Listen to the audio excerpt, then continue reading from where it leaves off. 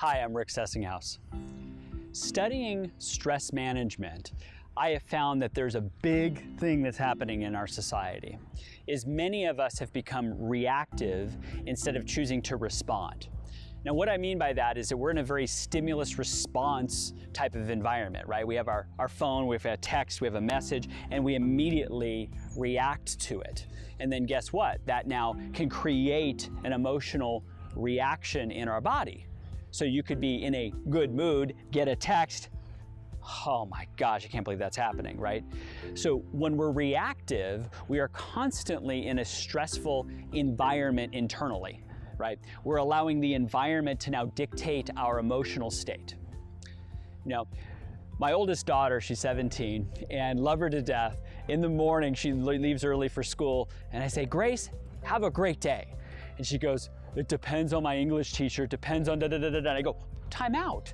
It doesn't depend on external to make your internal world have a great day, right? Yet we all do this, right? We may not be looking forward to a certain thing in work or at school or fill in the blank. So we've already kind of preconditioned ourselves that I'll let other people control how I'm going to feel and think. So unfortunately, that is occurring more and more, like I say, with cell phones and everything else, is everything's going so fast-paced that at the end of the day, we ask, did I have a good day or a bad day? And we kind of put all the stimulus together and go, well, I had this happened, thus bad day. I'm like, got to be careful of that, right? Because the external environment, it's not going to change much, but your response to it certainly can. So working with clients in high-stressed situations, we talk about, can we respond and actually choose to respond in certain situations? Think about it. 80–90% of what we have going today is probably going to show up tomorrow, same kind of obstacles, adversity, yet we associate these things and we already have a stress reaction to them.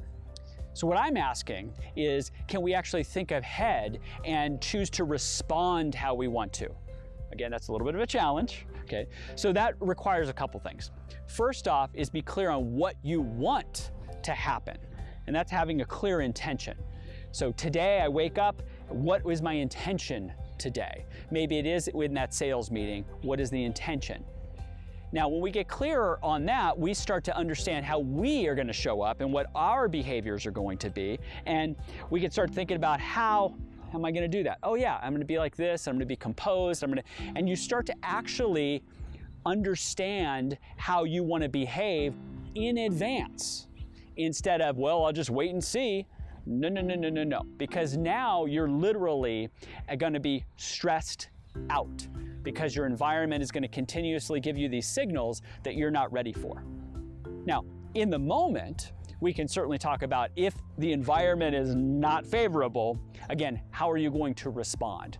And that's with stress management techniques, everything from breathing to self-talk, to asking good questions, to saying, what's in my control in the first place, instead of focusing on what's maybe out of my control. When we place our attention on what's out of our control, we're certainly going to stay in an anxious, stressed state. So as you look at the next day, is how do you want to respond, okay? Not react, respond. And when you start to choose that, you're going to start seeing that things show up a little bit differently in your lives. But unfortunately, we are going to look at the environment and react and then say, I had a good day or a bad day because the environment told me. It's time to take back control of that.